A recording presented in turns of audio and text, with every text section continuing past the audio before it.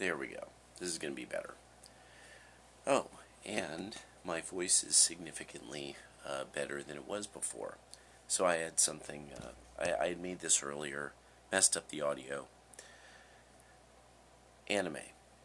The right wing and anime, a key part about this, I actually even started to think through it a bit more. Masamune Shirow, who created what's the best known is the Ghost in the Shell franchise.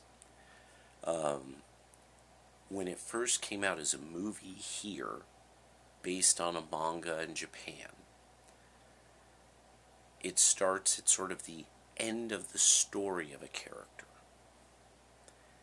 And what starts happening is series are made for Cartoon Network, I believe it was. That was a season where it was basically a police case. And it's a cop show. The writer is a genius, just plain out. I mean, like, when you actually, like, look through the manga and then see his endnotes, see his marginalia that are specially put into things and in borders of the panels. This is a Japanese person. This is a person who we would think of as a genius, and they just and so there's a lot of stuff that he's made that you would absolutely and could not approve of as a Catholic, Matt Walsh. But what he did make, as far as a franchise that was in a near future universe, one of the only people who's caught up with something like that in the West is the creator of Stratfor, George Friedman, who wrote the book The Next 100 Years. And the world he saw in the next 100 years, a book that it looks like is the playbook of the Pentagon and especially the Obama administration. See, this is how I left Obama behind. Is I'm like, whoa. You're doing things like enough in not the same as Bush, but what you're doing is you're not reversing what Bush did. You're not reversing what Clinton did. You're not reversing this, so it means you're going to the next step of creating this world.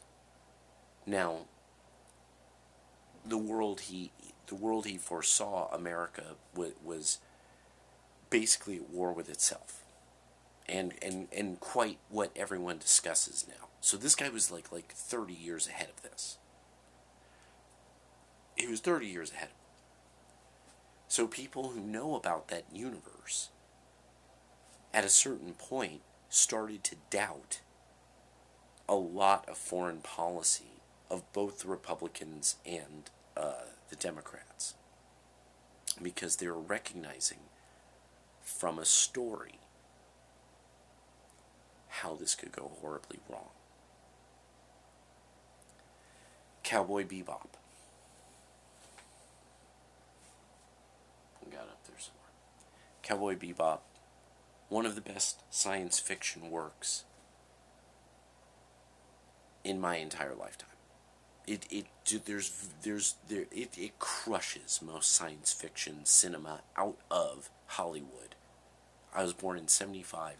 It just dominates.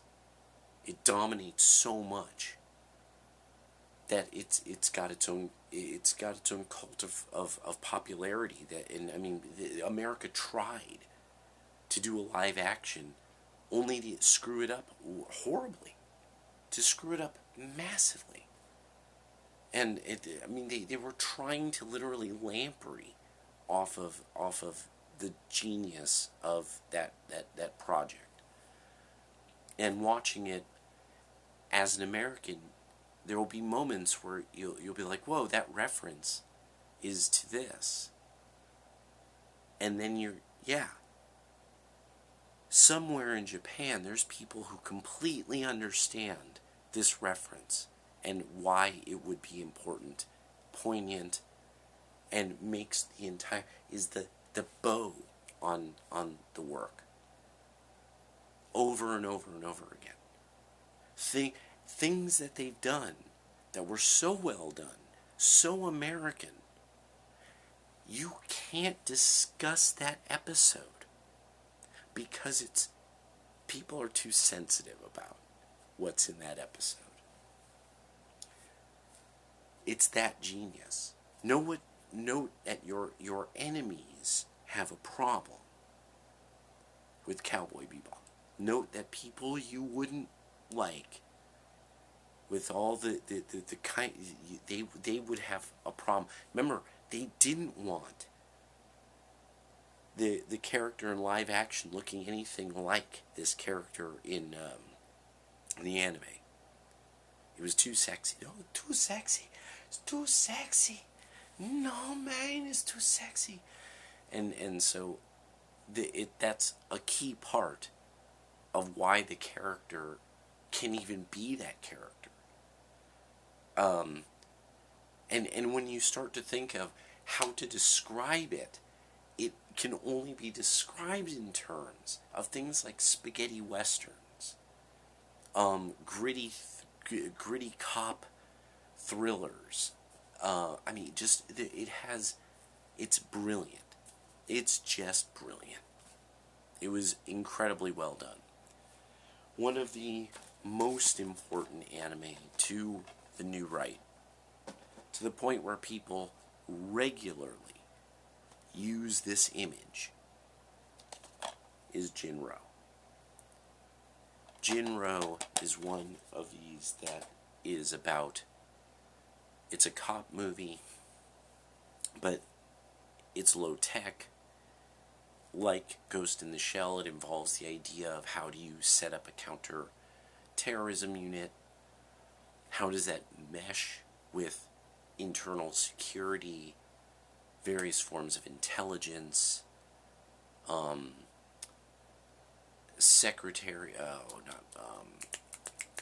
foreign relations, but the other State Department, those kind of things,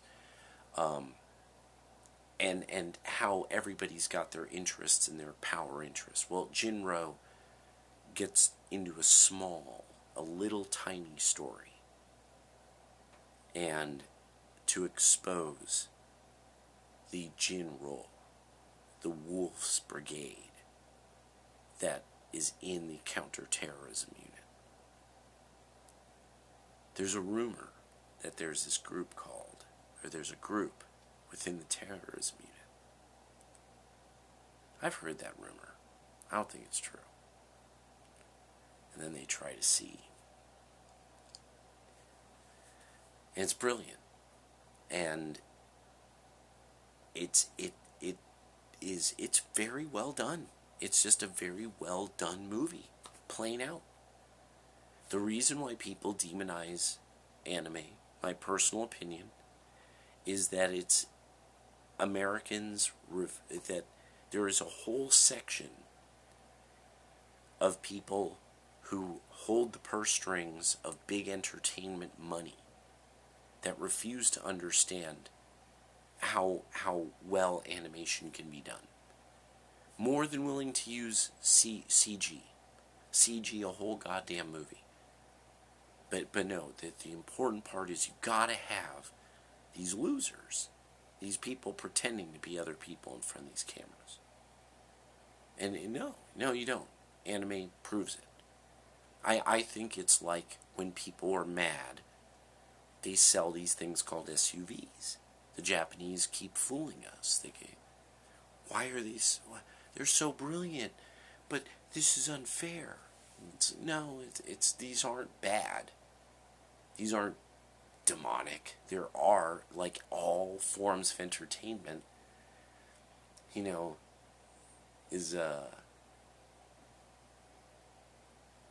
I can't believe that. Not bit. Never mind. It's an opera about the devil, and it's just Mephistopheles. It's Mephistopheles demonic. So, then there's along the lines of intrigue, you have good old Patlabor. Patlabor, the third movie. This is the one about political intrigue, and it's chilling. People who know what this is on the right, people who know this movie, all agree. Like that's a major. It had a major effect on their mind, on their understanding of the government, and the understanding how quickly people could end up with a tank on Christmas Day from the armed forces, self-defense force of Japan, sitting in a playground on Christmas Day because the military no longer trusts the police, the Tokyo police anymore. It should be a huge police force. They don't trust them anymore because things keep exploding, events keep happening, but there's no enemies to be seen. The country goes kind of mad on itself, but quietly so. All the signals don't go out. They just keep going on and off. So you never really quite know what's going on. And not an enemy to be seen. It's brilliant. It's beautiful. It's a beautiful movie in a way. The TV series is delightful. You go, oh my God, like if you have a 10-year-old, preteen, it's a perfect. And there's even stuff about it that's so smart that you will, I mean, you'll be delighted by Patlabor. There's another one that I think because of I think this is a very good one.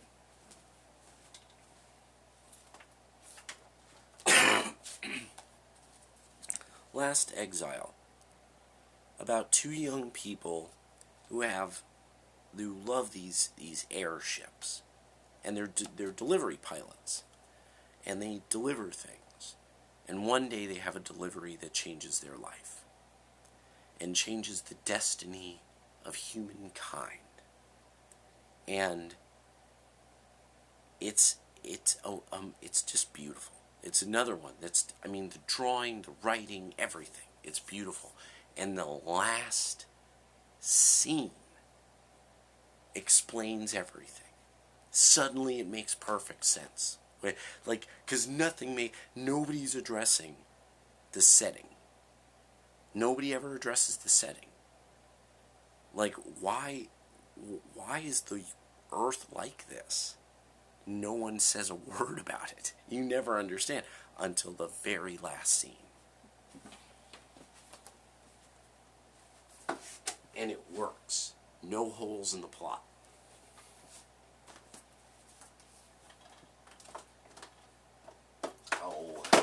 In there. Gosh darn it. Now, there's a lot of things out there that are just far too violent. But one of the things, say somebody like me, that I was like this lapsed Catholic, even though I was an altar boy and I had been a lector and all that, but one of my favorite things that really made me like kind of remember references to the Bible wasn't being a lector. Wasn't being at church all the time. No. It was Superbook. It was an anime of sorts. I don't even know if it was really Japanese. I'm not. I'd have to look it up. But it was a Japanese anime about the Bible. And I would watch it because it was the last cartoon that was on. And my dad really, I think my dad was the one who was like, just let him watch it. You know, my mom wanted to watch something, women like to watch in the 80s. But, it's like, this was good. He would know these references. My father would probably be the one, especially, be like, he's got to know these references. He's got to understand Jacob and Esau. Like, he's got to know that reference. Like, he's got to know, like, pillar of salt. He's got to know what this means. Yeah, and so Robotech is another I was thinking about. Robotech is the first cartoon that characters died and that characters had children. Enemies were crushed, and then they had no place to go. So they became just sort of these aliens that lived on the leftover battlefield of Earth. Everyone had kind of lost. That's a very important lesson in a lot of anime. Like Grave of the Fireflies is, I have to think through, okay, if you're going to watch Grave of the Fireflies, you have to be emotionally ready. Because it's the story of kids who successfully went into a bomb shelter in, I believe, Nagasaki. And it's about the next year afterward. And it's heartbreaking. It's just, everyone cries. Everyone who watches it cries. It's that well done. Yeah, and it's important in a lot of these that not everyone wins. That maybe everybody, at the end of it, even with a person who's supposed to be the hero, is dead. It's a very, very important thing, especially the very idea of this hero, especially if it's a thriller kind of hero that, like Cowboy Bebop, you couldn't be this good at what you're doing, which is violence, without having a history of it. And as all, you're going to carry that weight. As any fans of Cowboy Bebop will remember, you're going to carry that weight. Space Cowboy, you're going to carry that weight. Your time is going to come, Space Cowboy. See, even now, that series, I'm like, whoa, boom. And people who know that reference will know the reference. And then when you put it together, wait a second. I know what that reference is. That's... When's the last time you saw that in American cinema? So, there's a lot of it. Remember, these companies put a lot of money a long time ago into their infrastructure for animation. It's going to take a while for America to catch up. Period. It just is. But America's going to have to catch up on animation.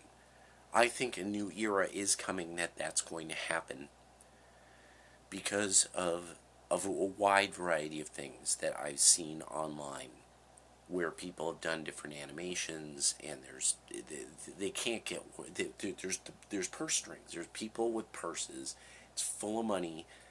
These people can make them more money, but instead it's going toward people, leftists who pretend they're other people, and leftists who come up with really bad animated, usually remakes.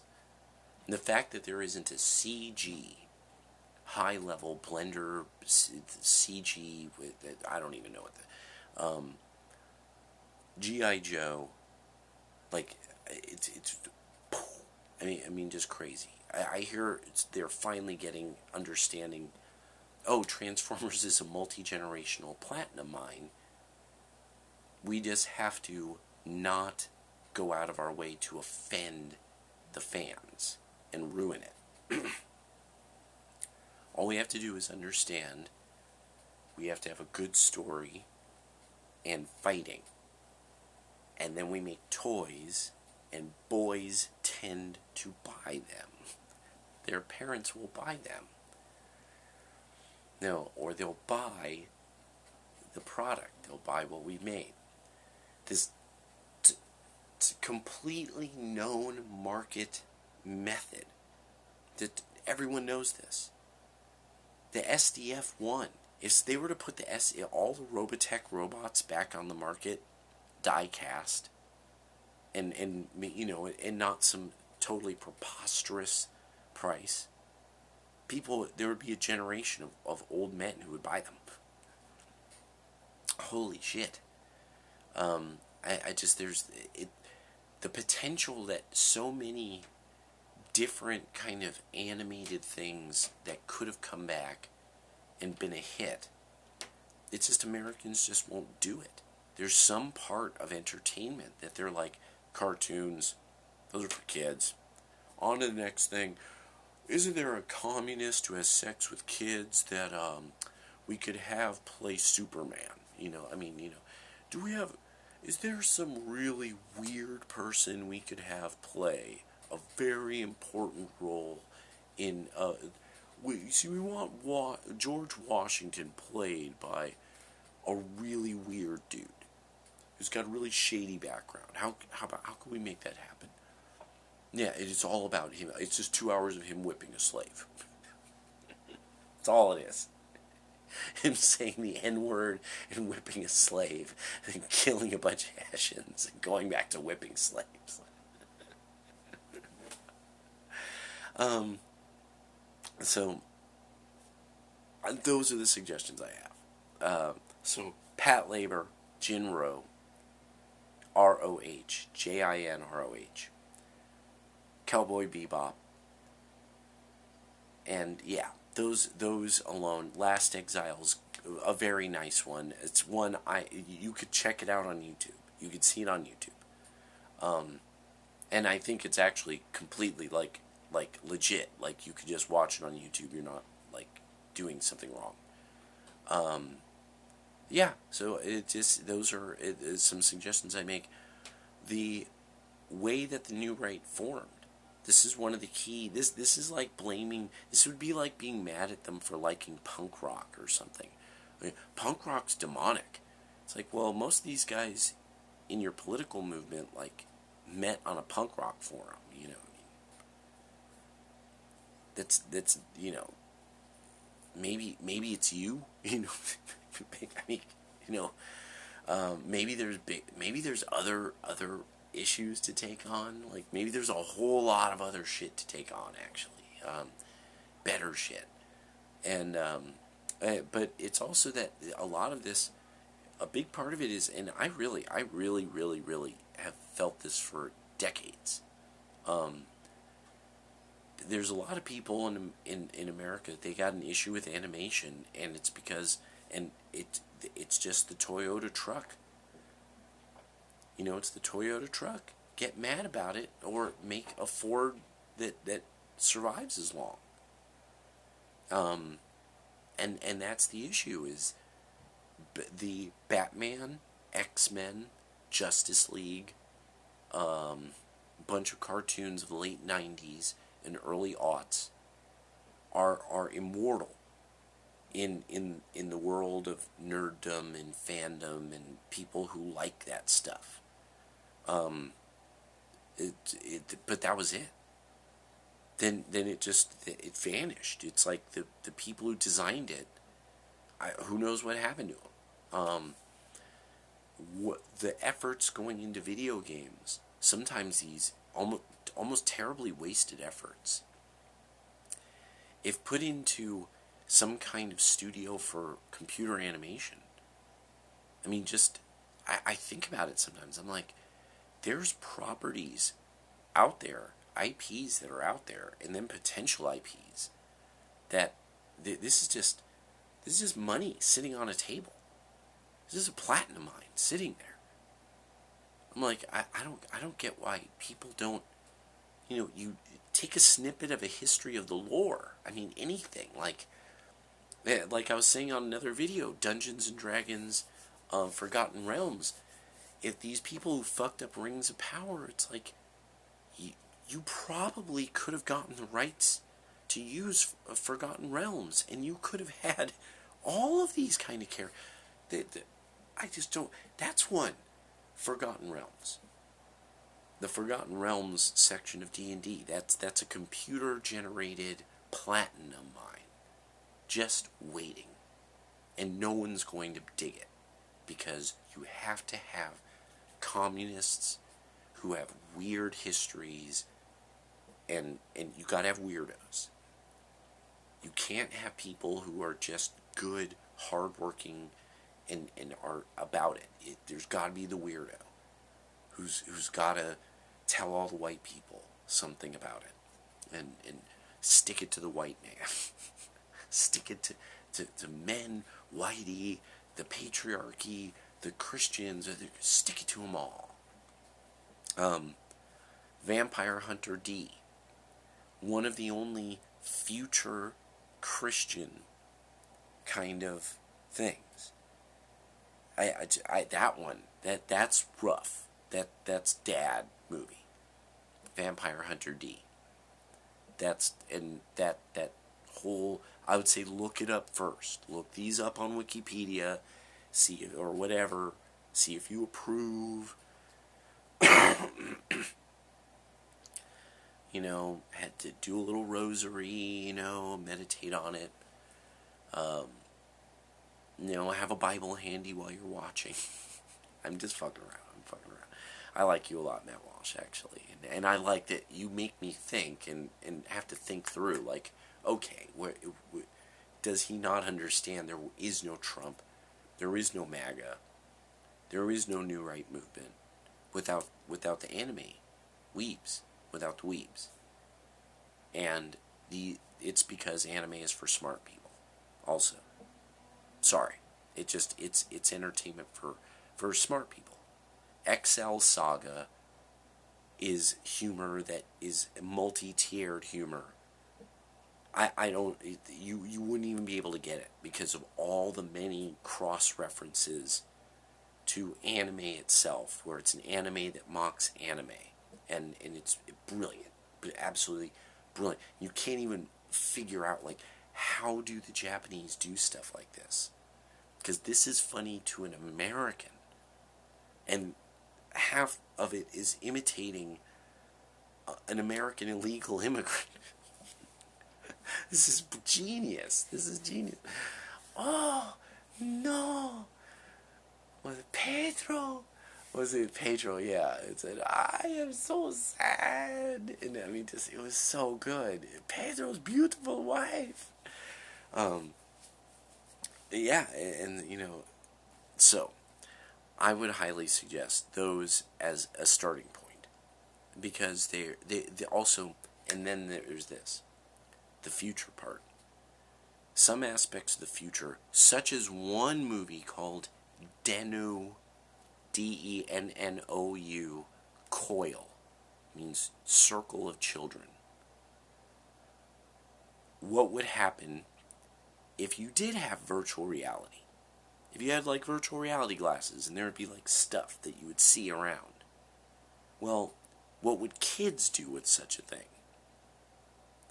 One of the most delightful, it goes from reminding you of the most fun you ever could have when you were a kid during the summer, all the way to the utterly terrifying aspect of what the future could bring if we're not careful. All through the eyes of kids, in a way that they got it. They nailed it. Dialed it in, nailed it. Close the lid, pack it up, send it off. Platinum mine. Here's a load of platinum. So, there. I'll leave it at that. Peace.